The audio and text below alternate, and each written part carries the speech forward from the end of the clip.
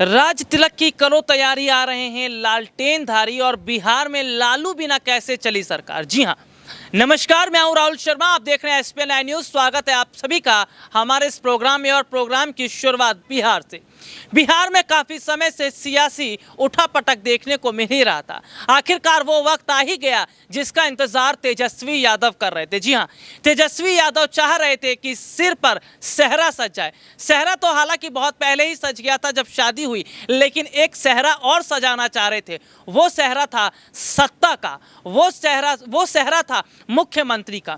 यहाँ पर सीधे तौर पर देखा जा रहा है कि तेजस्वी यादव ये चाह रहे थे कि बिहार का नया मुख्यमंत्री बना जाए। हालांकि अब देखना होगा कि क्या सपना बिहार में तेजस्वी यादव का पूरा हो रहा है। लेकिन सीधे सीधे तौर पर इस वक्त देखा जा रहा है कि बीजेपी की मुश्किलें लगातार बढ़ती चली जा रही हैं।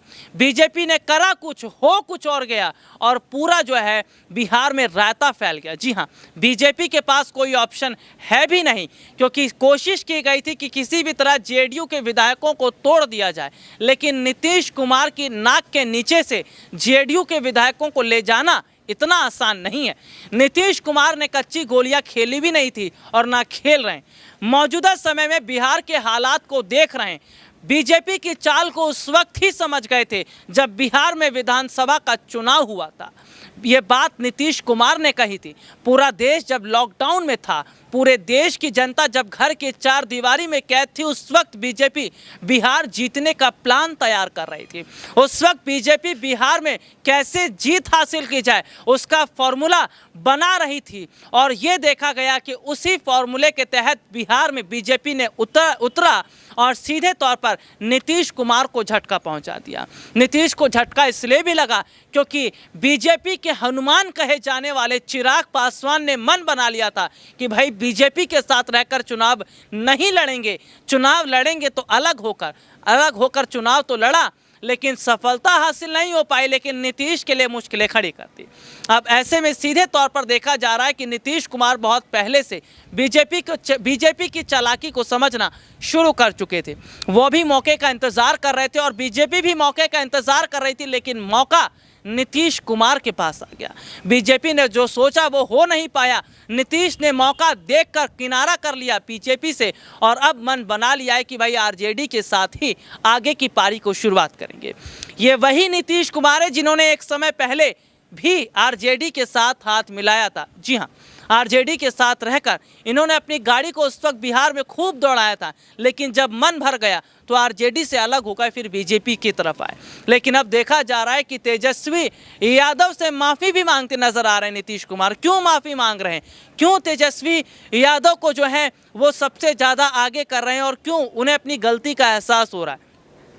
नीतीश कुमार को और नीतीश कुमार के करीबियों को, जेडीयू के तमाम बड़े नेता हैं और पार्टी के जितने भी लोग हैं, उन्हें इस बात का एहसास हो रहा है कि बीजेपी के साथ रहकर उन्होंने बहुत बड़ी गलती की, क्योंकि ये वो पार्टी है जो कभी भी चलती जहाज में छेद कर देगी और आपको पता ही नहीं चलेगा। उस जहाज में छेद तो कर दिया, खुद कूद भी गए, लेकिन और जो लोग थे उनको फंसा दिया।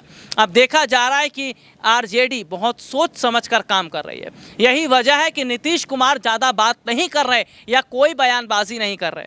सियासी हालात को देखा, माहौल को देखकर फैसला कर लिया कि अगर बीजेपी से अलग नहीं होते तो बहुत बुरा वक्त आने वाले समय में उनका शुरू हो जाएगा।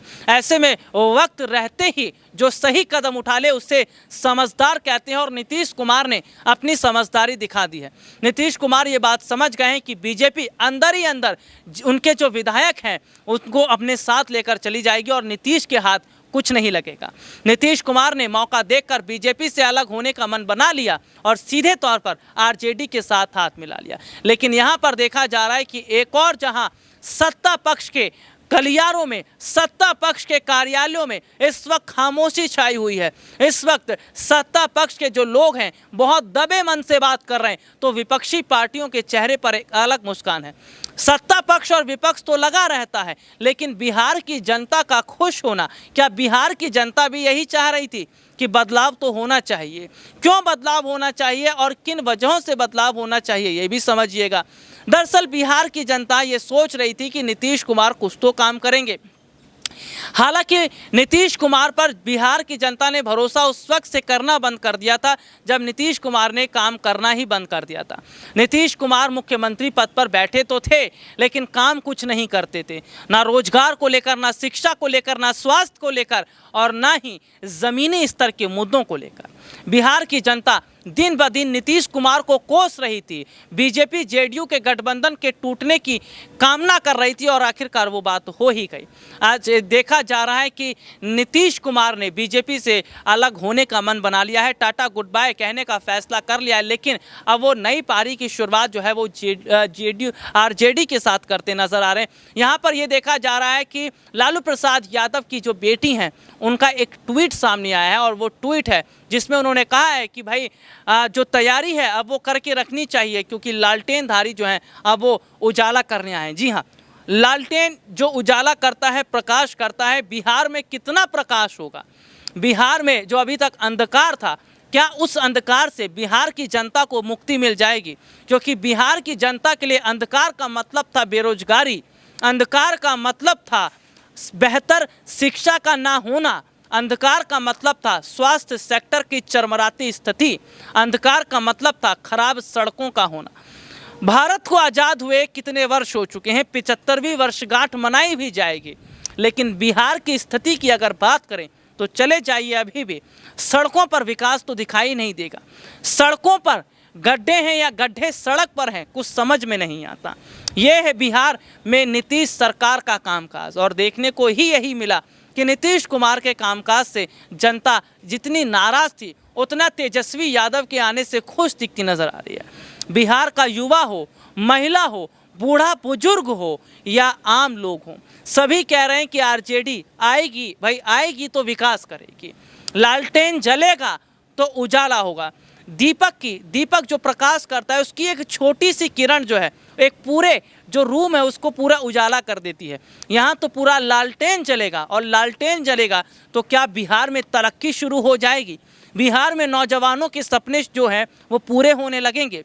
बिहार में जो अभी तक अस्पतालों की हालात ख़राब पड़े थे, जहां पर बेड तो थे लेकिन मशीनें नहीं थी, मशीनें तो थी लेकिन ऑपरेट करने वाले लोग नहीं थे, क्या वो तमाम दिक्कतें पूरी हो जाएंगी? देखिए, सीधे सीधे तौर पर देखा जा रहा है कि बिहार में जो सत्ता परिवर्तन हुआ है इसका आगामी समय के चुनावों पर भी फर्क पड़ता नजर आएगा। साल 2024 का लोकसभा चुनाव बहुत महत्वपूर्ण चुनाव है। इस चुनाव को जीतने के लिए बीजेपी ने उत्तर प्रदेश में कमर तोड़ कोशिश कर दी। जी हां, प्रधानमंत्री नरेंद्र मोदी को एंड टाइम पर उतरना पड़ा, बनारस में शानदार रैली करनी पड़ी और आखिरकार उत्तर प्रदेश इन्होंने जीत हासिल कर ली। लेकिन जीतते जीतते आखिरकार बिहार में इन्हें हार मिल ही गई। जिस तरह से गठबंधन टूटा है और देखा जा रहा है कि इसका फर्क 2024 में ही नहीं बल्कि इस साल के अंत में 2 राज्यों में चुनाव हैं, जो गुजरात और हिमाचल की बात जहां कर रहे हैं, यहां पर भी झटका लग सकता है। अब देखना होगा कि जिस तरह का रायता बिहार में बीजेपी ने फैला दिया है, क्या वो ऐसे ही फैला रहेगा या समेटने की कोशिश की जाएगी, और समेटेगी तो क्या बड़ा रोल अब बीजेपी का होने वाला है, वो भी बिहार में। आज के लिए इतना ही, आपसे फिर दोबारा मुलाकात होगी, तब तक के लिए इजाज़त दीजिए, नमस्कार।